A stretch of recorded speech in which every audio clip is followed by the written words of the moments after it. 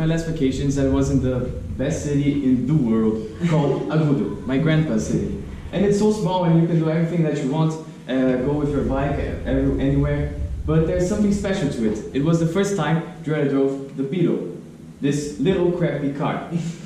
So it is really crap, but I already had driven other cars illegally. But this one was different. I had driven all-wheel drive cars, front-wheel drive cars, manual gearboxes, or automatic gearbox. But this one's different. So I was in the countryside, first with my grandparents, and then my parents. And as I got out of it, I was thinking, what made it so special? And I was looking at it and trying to understand what made it so funny or crappy. So I went down and analyzed it thoroughly. So it has a rear-mounted engine and it has rear-wheel drive, and it has no transmission here because there's no one in the front, which is stupid. Some cars do that, but it's really stupid. It has a manual gearboxes. So it's a pretty simple car, and it's really easy to drive. Not easy, but it's really fun to drive. And compared to modern cars that have front-wheel drive and automatic gearboxes and AC and connected driving and parking sensors and everything, the Beetle will always be the Beetle with its shape. And so I looked at it and asked myself, what made it so powerful, at least emotionally, because it only has 40 horsepower. So I went down and then I learned my life lessons from Beetle, which is not sponsored by VW, but VW hit me.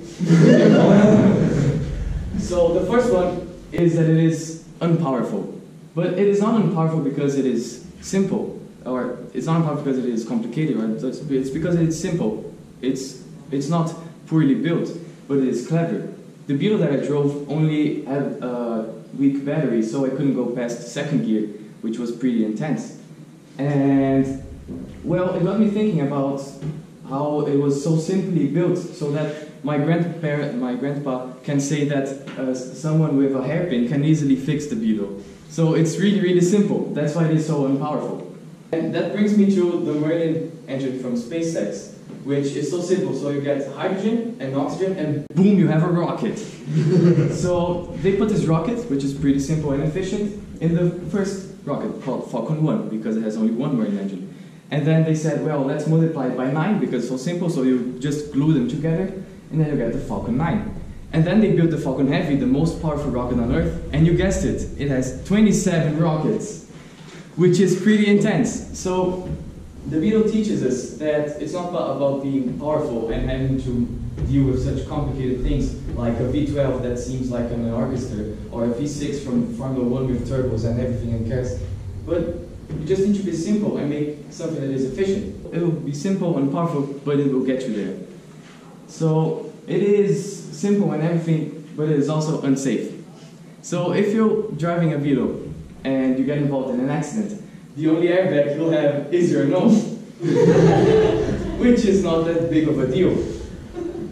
Based on that, I did my Unmöglichkeitsliste. I do it in German because why not? But it's an impossible list for English speakers, and it's my list of achievements that I want to do.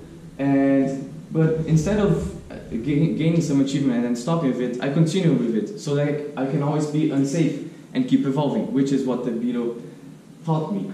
And based on that, I did my cold shower therapy for 1 year. So at least one part of my shower had to be with the coldest water available. So it went from 9 degrees Celsius to 20. It was really hard. And every time I was under that cold water, I was feeling unsafe. But when I got out of the shower, I was feeling the urge to do something and keep evolving. So it was based on that I did my greatest achievement, which was swimming 9,009 kilometers of butterfly. So let me show an example. To train a bit, I started swimming at least 300 meters of butterfly per month, per swimming class. And then I got 1 month, and I made it hard. I could be safe with the 300 markers. But then I did 400, and wow, 450, boom, and then 500, awesome. And then the people in my swimming school, they said, oh, why don't you swim this challenge in butterfly so that you're the butterfly man and everything. So I said, okay, I'm going to swim 5 kilometers. And then I did it. And then I got it again, and I did the 9 kilometers. And I'm now looking for a harder challenge to break the swimming record in my swimming school of swimming butterfly, because I cannot be safe with it. So the Beetle is teaching us that we need to be unsafe, but not about being unsafe and falling down the ground and breaking your nose and breaking your leg and dying. But it's about evolving with your Beetle. And it is also outdated, that's why it is unsafe. But the thing about being outdated is that you're missing a lot when you're owning a Volkswagen. Because it has that rear-wheel drive and rear-wheel engine, you don't have the transmission wire that is in the front, you don't have the radio because it's air-cooled and everything, stuff that you need to know. But according to the Volkswagen theory of evolution, it was kind of outdated even when it was modern in its production days. So it shows us that we need to live below our means, or at least originally. For example, imagine a guy that has his Beetle and he drives to work, and then he goes back home and he gets his vinyl of Pink Floyd and he's listening to it every single day. And it is not that he has a vinyl that he doesn't have any friends, or that he is outdated so he can't have a great job. But it's that he is original. He has his own living purposes, his way of being. So he is really original, but in his own way of being outdated. Just like my parents, when they drove the Beetle, I took this photo, and this is the church where they got married, which is an outdated church in an outdated city. And it didn't had beds when they got married in there, which is a pretty fun fact. But it's an original story of getting married with pets in your church and everything. So it's the original story of being outdated. And yeah, so the next thing is unspacious. Outdated cars tend to be small. And the Beetle is really, really, really small. If you see here, you only have 3 luggages in it, and you can't fit like 3 people in the back seats. And it's really small. So there are smaller cars in the world, just like the PB50, which is really, really, really, really, really small. But it makes your house look bigger. Like the Beetle doesn't have space for every single junk that you have in your living room or in your bathroom that you need to bring with you. It only has space for what matters, for your 2 brothers and sisters, or for your personal Elon Musk biography. And, well, imagine a guy that has this big old SUV and it has a 400-liter boot, and he just sticks in there 8 extra shirts for his trip to the beach. And in case it rains, he also brought his PlayStation, and he also brought an Xbox because he has an Xbox exclusive that he wishes to play.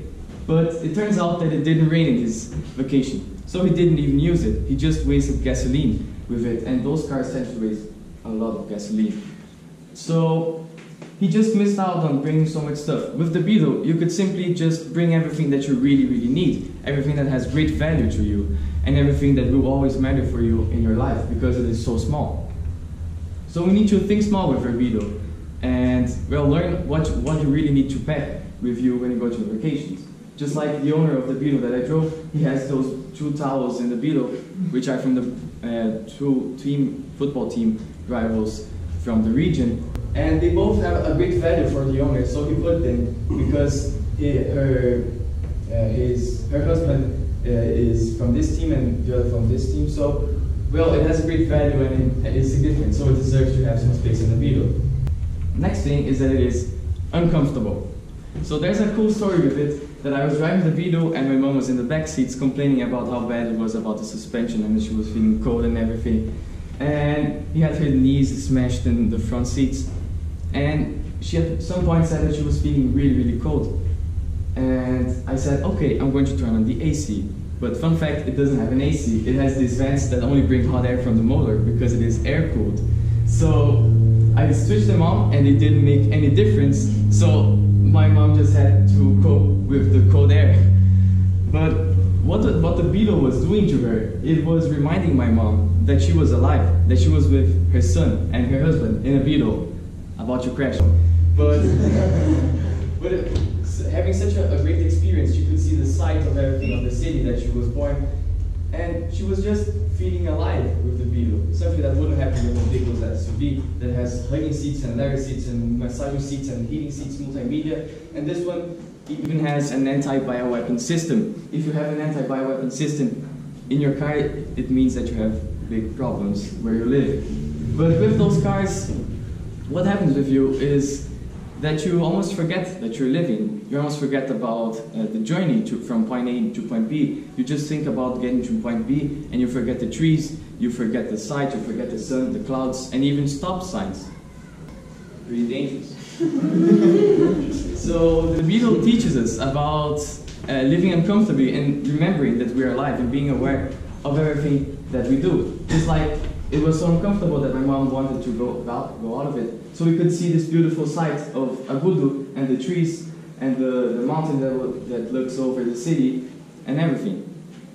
So I just told you everything that was bad about the Beetle, and all adjectives that I used to describe the Beetle or the life lessons were adjectives used by my mom to describe it after I asked her what she thought about the Beetle.